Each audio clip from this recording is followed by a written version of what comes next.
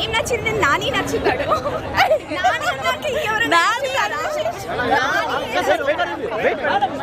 బాగుంది, ఇది కొంచెం డిఫరెంట్ గా ఉంది. మేడం నాని గారికి యాక్షన్ సీన్స్ అనేవి సెట్ అయ్యాయంటారా? యాక్షన్ క్యారెక్టర్ బాగుందండి, ఇది కూడా బాగుంది. ఇప్పటి వరకు ఒక ఫ్యామిలీ స్టార్ గా ఉన్నాడు. అవునండి, కానీ యాక్షన్ మూవీ బాగుంది, ఫైట్ సీన్స్ అన్ని బాగున్నాయి, లవర్ బాయ్ కూడా బాగున్నాడు. రెండు బాగున్నాయి. హైలైట్స్ అంటే ఏం చెప్తారు?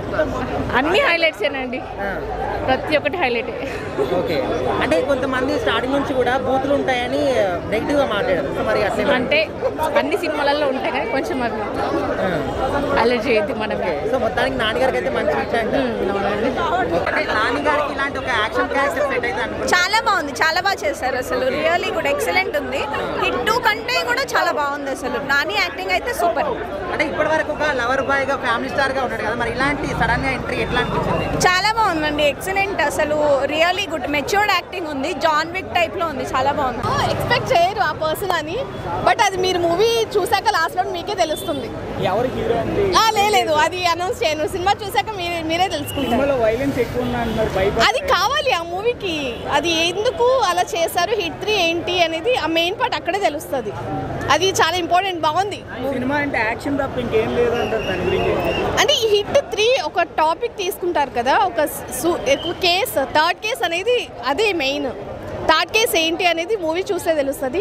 ఈ వాయిలెన్స్ ఎందుకు అంటే ఆ మూవీకి తగ్గట్టు ఉంది. సినిమా స్టోరీ అంతా సైకో గురించి అంటున్నారు కదా, ఇప్పుడు జనరేషన్ కనెక్ట్ అవుతున్నారు కదా.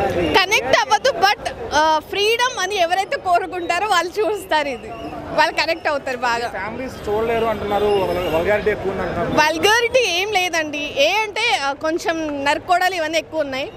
ఆ బ్లడ్ అనేది కొంచెం భయం వేస్తుంది, కానీ చాలా బాగుంది మూవీ. నేను కొన్ని సీన్స్కి భయపడ్డాను. ఒక థియేటర్ మొత్తాన్ని షేక్ చేసి పెట్టేసిండు. ఆడియన్స్ అందరూ చాలా ఇంటెన్షన్ ఫీల్ అయ్యి ఏం జరుగుతుంది అని చెప్పేసి last climax scene, fight scenes కావచ్చు, ఏదైనా కావచ్చు, కానీ ఆడియన్స్ ఎక్కడ కూడా 1% కూడా డిసప్పాయింట్ అవ్వలేదు. ఈ వీక్లో మామూలుగా ఇలాంటి సినిమాలు చూడాలంటే ఒక హాలీవుడ్, బాలీవుడ్లోనో అలాంటి సినిమాల్ని వెతుక్కొని బేస్ చేసుకొని చూసేవాళ్ళము. కానీ నిజంగా చెప్పాలంటే బాక్స్ ఆఫీస్కి హాలీవుడ్ రేంజ్లో అమ్మ మొగుడు సినిమా అని అంటే హిట్ 3 సినిమా అని చెప్పేసి చెప్తా. నిజంగా ప్రతి ఒక్క ఆడియన్స్ చూడాల్సిన సినిమానే, కానీ చిన్నపిల్లల్ని మాత్రం థియేటర్కి తీసుకురాకండి, భయపడతారు.